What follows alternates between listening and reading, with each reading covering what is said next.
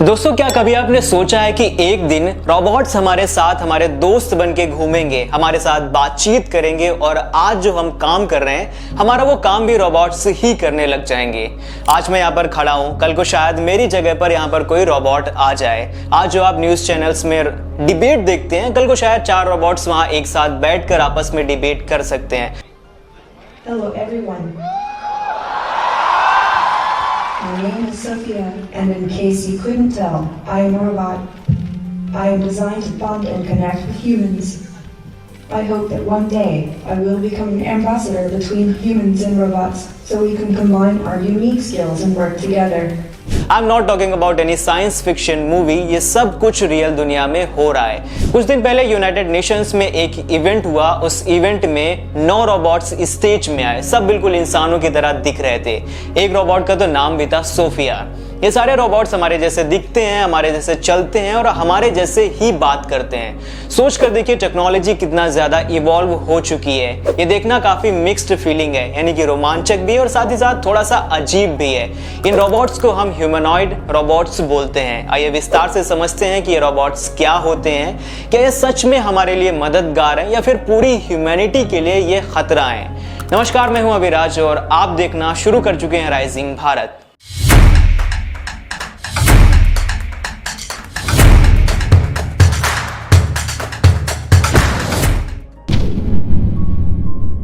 चलिए सबसे पहले जानते हैं कि ये ह्यूमनॉइड रोबोट्स होते क्या हैं। सबसे पहले तो ये नाम सुनने में बहुत ज्यादा फैंसी लग रहा है और टफ लग रहा है, लेकिन ये बहुत आसान है। देखिए, ये वो रोबोट्स हैं जो हम इंसानों की तरह दिखते हैं और हमारी तरह काम करते हैं, यानी कि इनके हाथ हैं, पैर हैं, ये बिल्कुल इंसानों की तरह डिजाइन किए गए हैं। एनवीडिया के जेनसन हुआंग कहते हैं कि ये दुनिया हम ह्यूमंस के लिए बनी है, so instead of redesigning our infrastructure it makes sense to create robots that fit into our culture.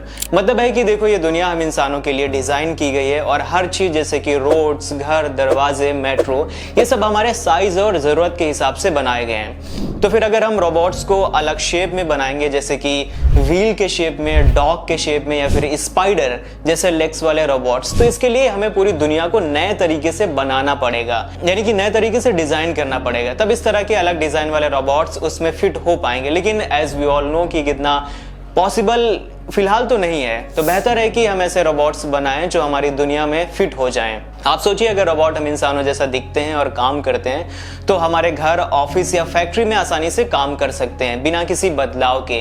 Imagine एक फैक्ट्री है जो ह्यूमंस के लिए बनी है, वहां एक ह्यूमनॉइड रोबोट आराम से काम कर सकता है, आराम से मशीनें चला सकता है, क्योंकि उसकी डिजाइन इंसानों जैसी है, तो वो ये सारे काम आसानी से कर सकता है। फिलहाल दोस्तों, अभी तो सिर्फ कुछ ही ह्यूमनॉइड रोबोट्स हैं दुनिया में, लेकिन एक्सपर्ट्स बोल रहे हैं कि 2035 तक 1 बिलियन से ज्यादा ह्यूमनॉइड रोबोट्स हो जाएंगे और इलॉन मस्क का कहना है कि 2040 तक हमसे भी ज्यादा रोबोट्स हो जाएंगे, प्राइमरीली ओवर 1 बिलियन।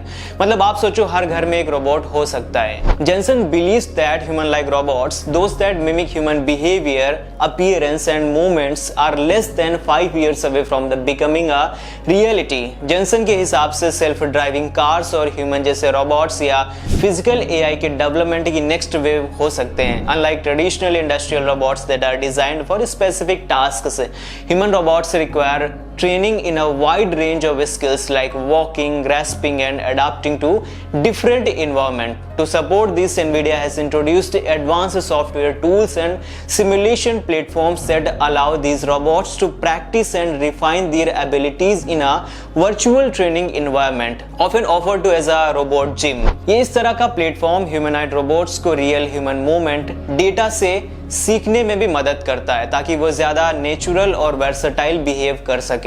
अब अगर हम एडॉप्शन की बात करें तो इन ह्यूमनॉइड रोबोट्स को पहले कौन एडॉप्ट करेगा, तो दोस्तों फिलहाल अभी अर्ली एडॉप्शन उन सेक्टर्स में होने वाला है जहां लेबर की कमी है और हजार्डस कंडीशन है, जैसे कि मैन्युफैक्चरिंग, शिपिंग, लॉजिस्टिक्स, वेयरहाउसिंग और रिटेल।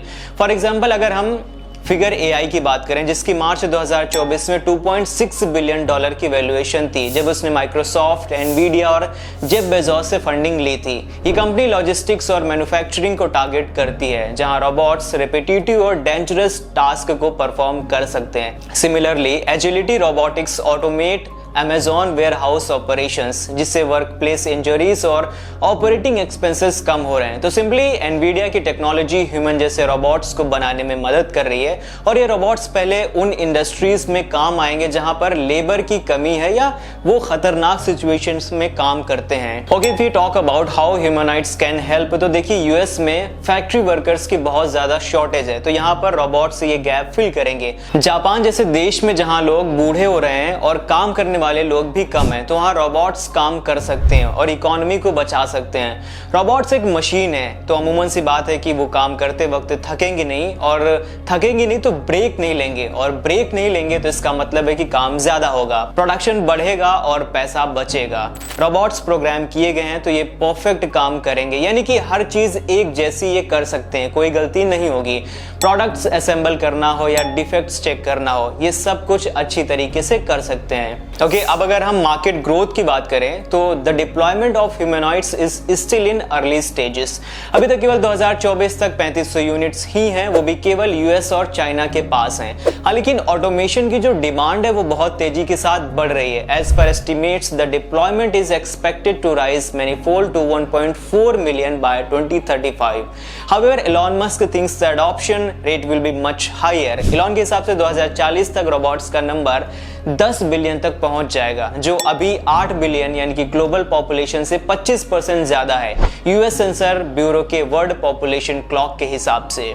मस्क का मानना है कि एआई की वजह से कॉस्ट कम होगी, जिससे रोबोट्स का एक्सेस सबके लिए आसान हो जाएगा और इकोनॉमी पे कोई रियल लिमिट्स नहीं रहेंगे, क्योंकि रोबोट्स मैन्युफैक्चरिंग, लॉजिस्टिक्स और डोमेस्टिक सर्विसेज में ह्यूमंस की जगह लेने वाले हैं, क्योंकि आने वाले टाइम में इन सेक्टर्स में ह्यूमंस की जगह रोबोट्स ही काम करने वाले हैं। मैं ये नहीं कह रहा हूँ कि पूरी तरह से रोबोट्स ह्यूमंस की जगह ले लेंगे, लेकिन जहां पॉसिबल है वहां रोबोट्स काम कर सकते हैं। In terms of market size अभी ये रोबोट मार्केट छोटा है, लेकिन 2035 तक ये मार्केट $30 बिलियन तक पहुंचने वाला है। अगर हम इस सेक्टर में की प्लेयर्स की बात करें तो first we can't ignore Elon Musk. At any technological revolution Tesla ने अपना ऑप्टिमस रोबोट डिजाइन किया है, जिसका पहले नाम था Tesla bot, to perform task that are unsafe, repetitive and boring. 5 हाथ की हाइट वाला ये रोबोट स्टेयर्स चढ़ सकता है, चीजें उठा सकता है और कई सारे बोरिंग काम कर सकता है।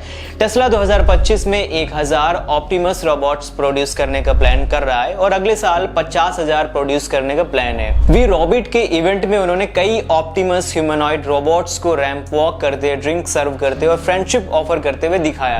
And if you talk about challenge, तो कोई भी चीज इतनी आसान नहीं होती है। अभी रोबोट्स पूरी तरह से खुद से काम नहीं कर सकते हैं, ज्यादातर रोबोट्स को अभी तो रिमोट से ही कंट्रोल किया जाता है। फिगर 02 नाम का एक रोबोट है जिसकी बैटरी अभी मात्र 5 घंटे ही चलती है, लेकिन जरूरत है बैटरी को 20 घंटे तक चलने की। और इन सब के अलावा एक बहुत बड़ा चैलेंज है, रिस्क है, जिसके बारे में पूरी दुनिया बात भी कर रही है, जॉब्स का रिस्क। यानी कि अगर रोबोट्स आए तो लोगों की जॉब्स जा सकती है, स्पेशली फैक्ट्रीज में जहां पर वर्कर्स काम करते हैं। यानी कि आने वाले सालों में जैसे जैसे रोबोट्स का नंबर इंक्रीज होगा, they can replace many workers operation in labour intensive sectors like manufacturing, retail, extraction, mining और भी बहुत सारे सेक्टर्स हैं। सो टेक्नोलॉजिकल एडवांसमेंट से एफिशिएंसी तो आती है, लेकिन जॉब्स भी जाने का बहुत बड़ा रिस्क है। ह्यूमनॉइड रोबोटिक्स का रेवोल्यूशन इंडस्ट्रीज को नए तरीके से डिफाइन करने वाला है, लेकिन इन सब की सक्सेस एआई, मैकेनिकल इंजीनियरिंग और एनर्जी सिस्टम्स के एडवांसेस पर डिपेंड करता है। ये भी सच है कि इकोनॉमिक प्रोजेक्शंस काफी ज्यादा पोटेंशियल दिखा रहे हैं, पर इसको अचीव करने में टेक्निकल और एथिकल चैलेंजेस भी हैं, जो रेगुलेटर्स, सोसाइटी, एक्टिविस्ट्स और कंपनीज के साथ मिलकर सॉल्व करने पड़ेंगे। आप इसके बारे में क्या सोचते हैं कमेंट सेक्शन में लिख करके जरूर बताइएगा। मिलते हैं नेक्स्ट वीडियो में, तब तक के लिए शुक्रिया, अलविदा।